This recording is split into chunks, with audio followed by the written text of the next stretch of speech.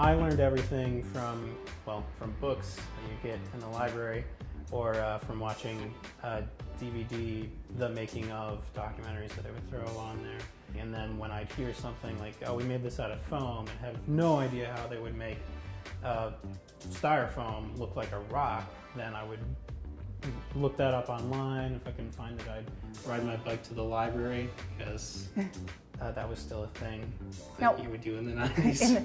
What projects are you working on right now? Right now, I'm working on a set piece for an independent film based out of Missouri. It's sort of like a Dragon SpaceX space capsule.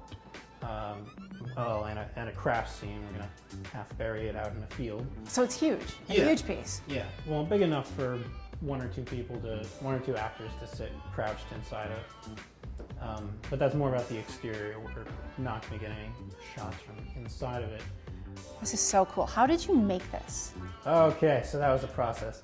That's made out of an epoxy resin with amber dye. You have to do it in at least 2 parts. Well, it's a 1-part mold, but you pour in about halfway of clear resin with some dye mixed in, and then you drop a mosquito insect. This is actually a fishing lure, because resin doesn't react well with water in the insect's body, which is some interesting biology there. Then when that hardens, you pour in a second layer with exactly the same amount of dye mixed in. Otherwise, there'll be a color shift in the middle. And when it cures a couple days later with this particular resin, you've got something that you can clone a dinosaur from. I'm addicted to building lightsabers.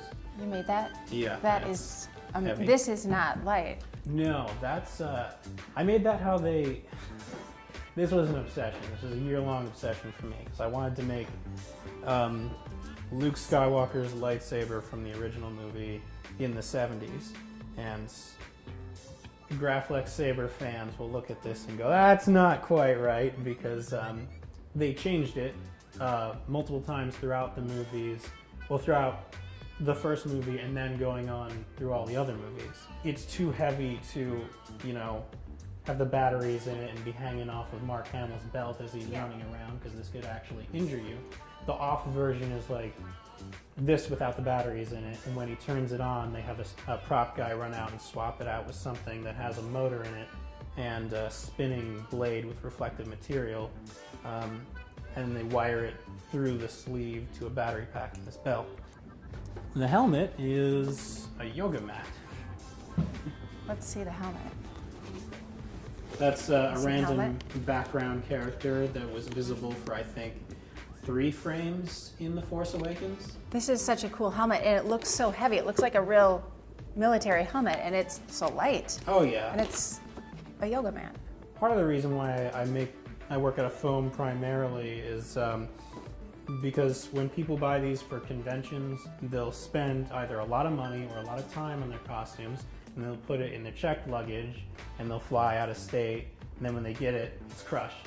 So I make it out of foam so that when it is crushed, it can spring back. Yeah, it's pliable, first of all, and if it gets really damaged, you can just heat it up with a heat gun, or if you're in a hotel, a blow dryer? Yeah, or a blow dryer. I've got the big guy? Yeah, this Velociraptor puppet.